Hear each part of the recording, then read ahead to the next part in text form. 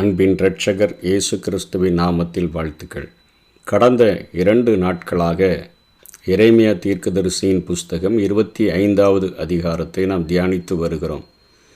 முதல் பகுதியிலே எரேமியா புத்தகத்தில் அவர் சொன்ன 18 முக்கியமான தீர்க்க தரிசனங்கள் என்ன, இவர்கள் தங்களுடைய கைகளின் கிரியைகளை விட்டு திரும்பினால் சதா காலமும் இந்த தேசத்தில் குடியிருக்க முடியும், இல்லை என்று சொன்னால் சிறையிருப்புக்கு கடந்து சென்றுதான் ஆக வேண்டும் என்கிற மைய கருத்தை அவருடைய தீர்க்க தரிசனங்களிலே அவர் சொல்லி கொண்டு வந்ததை நாம் முதல் நாளிலே பார்த்தோம்.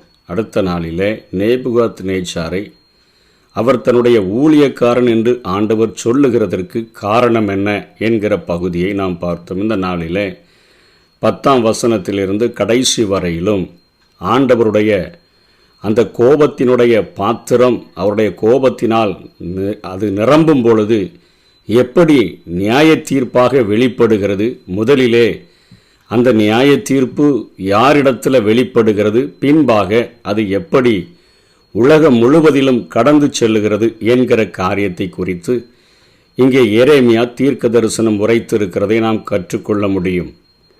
10ஆம் வசனத்தில் சொல்லுகிறார், நாட்டினுடைய மகிழ்ச்சியினுடைய காட்சிகள் ஓசைகள் எல்லாம் முடிவுக்கு வந்துவிடும் என்று சொல்லுகிறார்.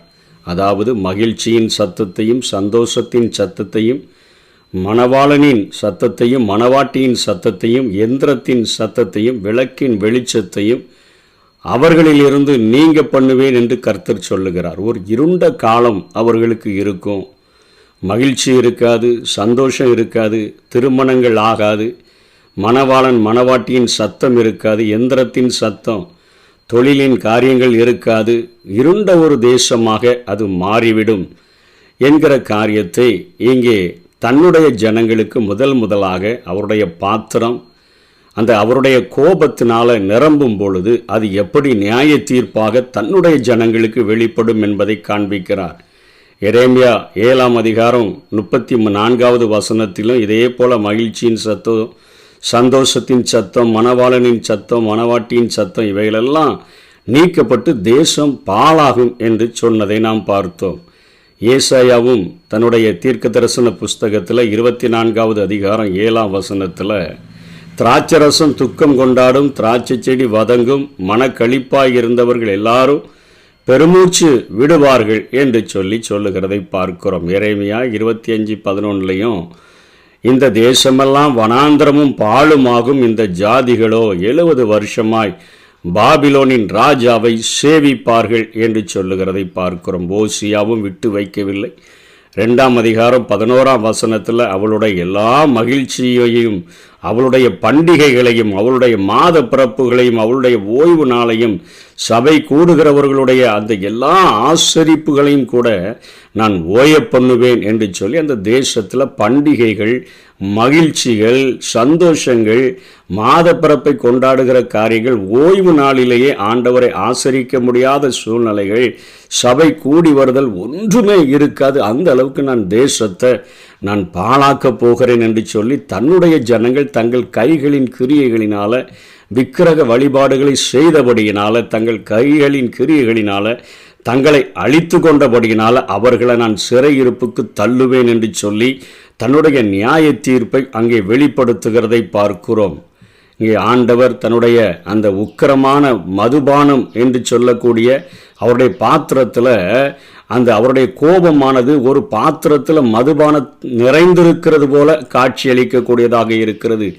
ஆண்டவர் சொல்லுகிறார், நான் அவர்களுக்கு விரோதமாக உயரத்திலிருந்து நான் கெர்ச்சித்து வாசஸ்தலத்திலிருந்து தம்முடைய சத்தத்தை காட்டி அவர்களுக்கு விரோதமாக கெர்ச்சிப்பேன், ஆலையை மிதிக்கிறவர்களைப் போல நான் பயங்கரமாக ஆர்ப்பரிப்பேன் என்று சொல்லுகிறார். பதிவிருந்து புறப்படும் சிங்கத்தை போல நான் இருப்பேன் என்று சொல்லி எல்லாம் ஆண்டவர் தன்னுடைய கோபத்தினுடைய உச்சத்தை அந்த நியாய தீர்ப்பு அவர்கள் மேல் வரும் என்பதை இங்கே எரேமியா உரைக்கிறதை நாம் பார்க்கிறோம்.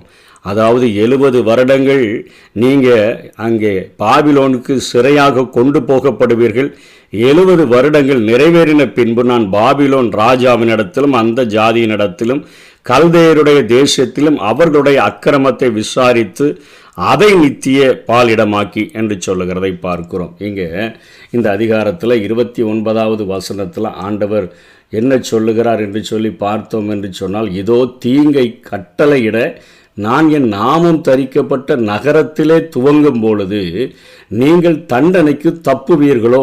நீங்கள் தப்புவதில்லை. நான் பூமியின் எல்லா குடிகளின் மேலும் பட்டயத்தை வரவழைக்கிறேன் என்று சேனைகளின் கர்த்தர் சொல்லுகிறார். இந்த அதிகாரத்தில் கர்த்தர் ஆழமாய் சொல்லுகிற ஒரு காரியம் என்ன? என்னுடைய நாகம் தரிக்கப்பட்ட ஜனங்கள் தங்களுடைய கிரியைகளினால தங்களை கெடுத்து கொள்ளும் பொழுது அவர்களுக்கு இவ்வளவு பெரிய ஒரு தண்டனையை நான் கொடுக்கும் பொழுது, நான் இந்த பூமியில் உள்ள எல்லாரையும் நான் தானே சிருஷ்டித்தேன், அவர்கள் தங்கள் கைகளின் கிரியைகளினால தங்களை கெடுத்து கொள்ளும் பொழுது அவர்களை நான் தண்டியாமல் விடுவேனோ? என் நாமும் தரிக்கப்பட்ட ஜனங்களுக்கு இத்தனை தண்டனைகளை கொடுக்கும் பொழுது உங்களை நான் தண்டியாமல் விடுவனோ என்று சொல்லித்தான் இங்கே 12ஆம் வசனத்திலிருந்து யார் யாரை தண்டிப்பேன் என்று சொல்லுகிறார். முதல்ல பாபிலோனை நான் தண்டிப்பேன் என்று சொல்லுகிற ஒரு ஆண்டவர் அப்படியே தொடர்ந்து அவரை பார்த்து, எரேமியாவை பார்த்து சொல்லுகிறார், எல்லாரும் என்னுடைய கோபத்தினுடைய அந்த பாத்திரத்தை வாங்கி குடிக்க சொல்லு, எல்லாரும் குடிச்சு தான் ஆகணும் அப்படின்னு சொல்லி ஆண்டவர் சொல்லுகிறார். குடிக்க மாட்டேன் என்று சொல்லுகிறவர்களை கட்டாயம் குடித்து தான் ஆகணும், அதாவது எல்லாருக்கும் நியாய தீர்ப்பு உண்டு என்பதை அவருடைய ஒரு தரிசனத்தின் மூலமாக ஆண்டவர் குடிக்கும்படியாக எல்லா தேசங்களையும் எரேமியாவை கொண்டு வற்புறுத்தும்படியாக அவர் கூறுகிறதை பார்க்கிறோம். கட்டளையிடுகிறார், இதை அவர்கள் கட்டாயம் அனுபவித்தே தீர வேண்டும் என்று சொல்லி அவர் சொல்லுகிறார்.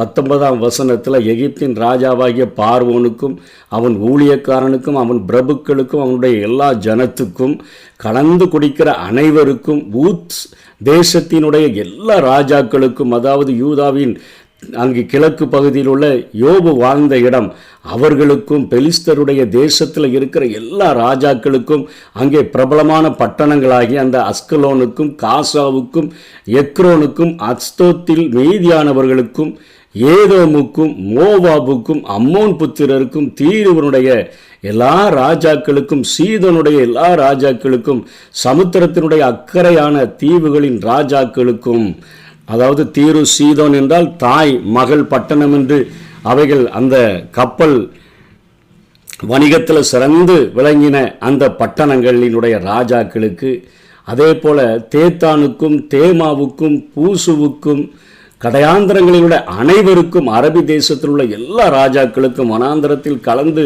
குடிக்கிறவர்களுடைய எல்லா ராஜாக்களுக்கும், சிம்ரியினுடைய எல்லா ராஜாக்களுக்கும், ஏலாமினுடைய எல்லா ராஜாக்களுக்கும், மேதியாவினுடைய எல்லா ராஜாக்களுக்கும், வடக்கே இருக்கிற எல்லா ராஜாக்களுக்கும், சமீபமானவர்களும் தூரமானவர்களுமாகிய அவரவர்களுக்கும், பூமியின் மீதுள்ள சகல தேசத்து ராஜ்யங்களுக்கும் குடிக்க கொடுத்தேன். சேஷாக்கு என்கிற ராஜாவும் அவர்களுக்கு பிற்பாடு குடிப்பான் என்றார் என்று சொல்லி பார்க்கிறோம். எல்லாரும் இந்த நியாய தீர்ப்பை சந்தித்து தான் ஆக வேண்டும் என்கிற காரியத்தை இங்கே எரேமியாவின் மூலமாக பூமியில் உள்ள அவர் வாழ்ந்த அவர் அறிந்த எல்லா தேசத்தின் அந்த பெயர்களையும் இங்கே எரேமியா எழுதி வைத்திருக்கிறதை பார்க்கிறோம். பாபிலோனில் இருந்து எல்லாரும் அனுபவித்து தான் ஆகணும். அவருடைய நாமம் தரிக்கப்பட்ட ஜனங்களே ஆண்டவருடைய அந்த கோபமானது அந்த பாத்திரத்தில் ஊற்றப்பட்டு அது நியாய தீர்ப்பாக வெளிப்படும் பொழுது எல்லாரும் இந்த உலகத்தில் உள்ள எல்லாரும் அனுபவித்து தான் ஆகணும் என்று சொல்லி அங்கே அவர் சொல்லி தீர்க்க தரிசனம் உரைக்கிறதை நாம் பார்க்கிறோம். இன்றைக்கும் எசேக்கியேல் 9ஆம் அதிகாரம் 4ஆம் வசனத்திலிருந்து நாம் பார்க்கும் பொழுது அங்கே பார்க்கிறோம், ஆண்டவர் அங்கே ஒரு 6 புருஷர்களை அனுப்பி எருசலேமில் நடக்கிற பெருமூச்சுகள் நடக்கிற அந்த அருவருப்புகளை நிமித்தம் பெருமூச்சு விட்டு அழுகிறவர்களுடைய நெற்றிகளில் மட்டும் அடையாளம் போட சொல்லுகிறத நம்ம பார்க்கிறோம். அந்த அவர்கள் அடையாளம் போட்டுக்கொண்டே வரும் பொழுது ஆண்டவர் பின்பாக வருகிற மற்ற அவருடைய அந்த புருஷர்களை பார்த்து சொல்லுகிறார், நீங்கள் எருசலேம் நகரம் எங்கும் உருவ போய் அதற்குள்ளே செய்யப்படுகிற சகல அருவருப்புகளின் நிமித்தம் பெருமூச்சு விட்டழுகிற மனுஷர்களின் நெற்றிகளில் அடையாளம் போடு. அதில் பின்பாக சொல்கிறாரு, என் காதுகள் கேட்க இவன் பின்னால் நகரம் எங்கும் உருவ போய் வெட்டுங்கள், உன் கண் தப்ப விடாமலும் நீங்கள் இறங்காமலும் முதியோரையும் வாலிபரையும் கன்னிகைகளையும் குழந்தைகளையும் ஸ்திரீகளையும் சங்கரித்து கொண்டு போடுங்கள். அடையாளம் போடப்பட்டிருக்கிற ஒருவனையும் கிட்டாதிருங்கள். என் பரிசுத்த ஸ்தலத்திலே துவக்குங்கள் என்று காதுகள் கேட்கச் சொன்னார். அப்பொழுது அவர்கள் ஆலயத்துக்கு முன்னே இருந்த மூப்பர்களிடத்தில் துவக்கம் பண்ணினார்கள் என்று சொல்லி பார்க்கிறோம். அதுவும் தொடர்ந்து நீங்கள் ஆலயத்தை தீட்டுப்படுத்தி பிரகாரங்களை கொலையுண்டவர்களாலே நிரப்ப புறப்பட்டு போங்கள் என்றால் அவர்கள் நகரத்தில் போய் வெட்டினார்கள் என்று சொல்லி பார்க்கிறோம். அதாவது ஆலயத்தில் தொடங்கி நகரத்தில் தீர்ப்புகளை வெளிப்படுத்துகிற அளவிற்கு தன்னுடைய நாமம் தரிக்கப்பட்ட ஜனங்களின் மத்தியிலே அவர்களுடைய அக்கிரமங்களின் நிமித்தமாக அங்கே ஆண்டவர் நியாய தீர்ப்பு செய்கிறதை நாம் பார்க்கிறோம். அதனைத் தொடர்ந்து இங்கே 1000 வருட அரசாட்சியிலையும் ஆண்டவர் முழுமையாக இந்த தேசத்தில் நியாய தீர்ப்பை அவர் செய்வார் என்று சொல்லி இங்கே எரேமியா தொடர்ந்து தீர்க்க தரிசனம் சொல்லுகிறார்.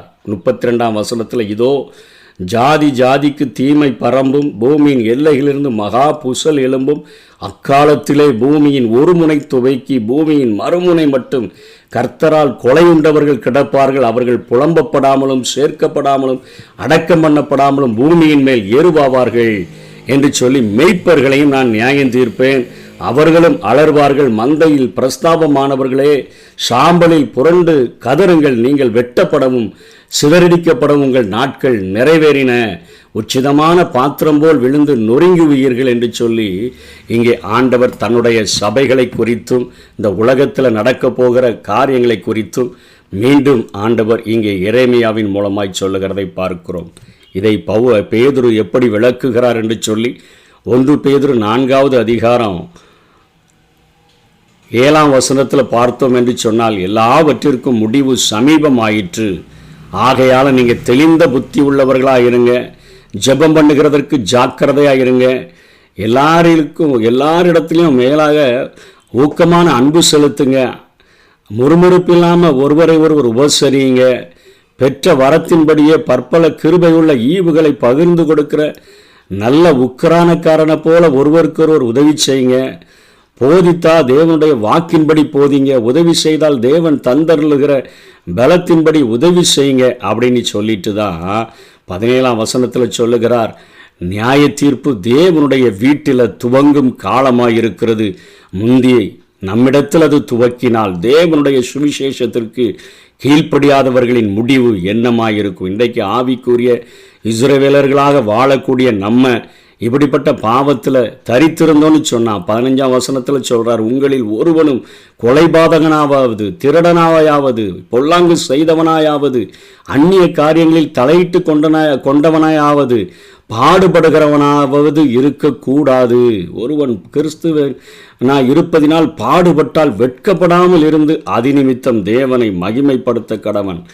ஆவிக்குரிய இஸ்ரவேலர்களாக அழைக்கப்பட்ட நம்ம கொலைபாதகர்களாக இல்லாதபடி, திருடர்களாக இல்லாதபடி, பொல்லாங்கு செய்கிறவர்களாக இல்லாதபடி, அந்நிய காரியங்களில் தலையிடுகிறவர்களாக இல்லாதபடி, பாடுபடுகிறவர்களாக இல்லாதபடி நாம் இருக்க வேண்டும் என்று சொல்லி பாடுபடுறதா இருந்தால் கிறிஸ்துவுக்குள்ளாக பாடுபட்டு அதிநிமித்தம் மகிமைப்படுகிறவர்களாக இருக்க வேண்டும்.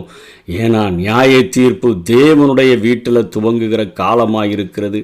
முந்தி நம்மிடத்தில் அது துவக்கினால் தேவனுடைய சுவிசேஷத்திற்கு கீழ்ப்படியாதவர்களின் முடிவு என்னமாயிருக்கும்? நீதிமானே ரட்சிக்கப்படுவது அரிதானால் பக்தி இல்லாதவனும் பாவியும் எங்கே நிற்பந்த? உலகம் முழுவதையும் நியாயம் தீர்க்கிற ஒரு நியாயாதிபதியாக என் இயேசு கிறிஸ்து வெளிப்பட போகிறார். சபையாகிய அந்த மணவாட்டியானது அவருடைய இரகசிய வருகையில் எடுத்துக்கொள்ளப்பட்ட பின்பு இந்த பூமியில் 3.5 வருடங்கள் உபத்திரவ காலமும் 3.5 வருடங்கள் மகா உபத்திரவ காலமும் 7 வருடங்கள் முடிந்த பின்பு என் ஆண்டவர் மத்திய ஆகாயத்தில் வெளிப்படுகிறவராய் மாத்திரமல்ல, அவர் அங்கே ஒலிவ மலையின் மேல் அவருடைய கால்கள் வந்து இறங்கும். இந்த பூமியில் 2ஆம் அந்த வருகைக்கான அடையாளங்கள் எல்லாம் தோன்றி ஒரு மகா பெரிய யுத்தம் நடந்து ஆண்டவர் இந்த ஒரு முனை துவைக்கு மறுமுனை என்று சொல்லப்படுகிறத அங்கே இருக்கக்கூடிய அந்த ஜனங்களுக்கு இப்படியான காரியங்கள் நடக்கக்கூடியதாக நாம் ஏசாயா புத்தகத்திலேயே நம்ம அதிகமாய் கற்றுக்கொண்டிருக்கிறோம். வெளிப்படுத்தல நம்ம கற்றுக்கொண்டிருக்கிறோம். அந்த நாட்களுக்கு பின்பாக இந்த பூமியில் 1000 வருட அரசாட்சியை சாத்தான பாதாளத்தில் கட்டி வைத்து விட்டு கள்ள தீர்க்கதரிசியையும் அந்த மிருகத்தையும் அந்த அக்கினியில் தள்ளிவிட்டு, நரகத்தில் தள்ளிவிட்டு, இந்த பூமியில் 1000 வருடம் அரசாட்சி செய்வார். எருசலேமிலிருந்து ஆளுகை செய்வார். பூமி முழுவதையும் ஆளுகை செய்வார். அது நிறைவேறுகிற அந்த நாட்களை நோக்கி நாம் நகர்ந்து கொண்டிருக்கிறபடியினால நம்மிடத்தில் நியாய தீர்ப்புகள் நிறைவேறி விடாதபடிக்கு பரிசுத்தமாய் வாழுவோம். கர்த்தர் தாமே நம்மை ஆசீர்வதிப்பாராக. ஆமென்.